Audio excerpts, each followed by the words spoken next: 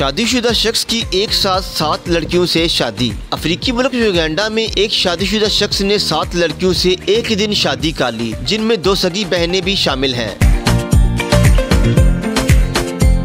गैर मुल्की मीडिया के मुताबिक 43 साल हाजी हबीब सुकनैन नामी शख्स ने एक ही तकरीब में 7 लड़कियों से शादी की। रिपोर्ट्स के मुताबिक शादी में हबीब की पहली बीवी भी मौजूद थी और इस शादी को भी 7 साल मुकम्मल हो चुके हैं। हबीब सुकनैन ने शादी के बाद वलीमे की तकरीब मुनक्कद की, जिसमें रिश्तेदारों समेत लड़कियों के घर वालों और दीगर अफराद ने शिरकत की। हबीब ने अपनी हर बीवी को तोहफे में नई गाड़ी मुँह दिखाई के तौर पर दी। हबीब सुकनैन का कहना है कि मेरी तमाम बीवियों में एक दूसरे के खिलाफ कोई जलन नहीं, मुस्तकबिल में मजीद शादियां भी कर सकता हूं। मैं अभी जवान हूं तो ये मैं नहीं कह सकता कि बस अब खत्म हो गया।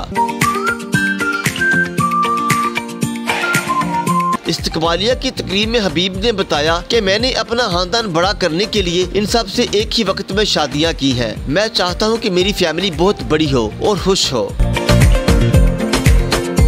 मजीद वीडियो के लिए देखते रहिए HD न्यूज़।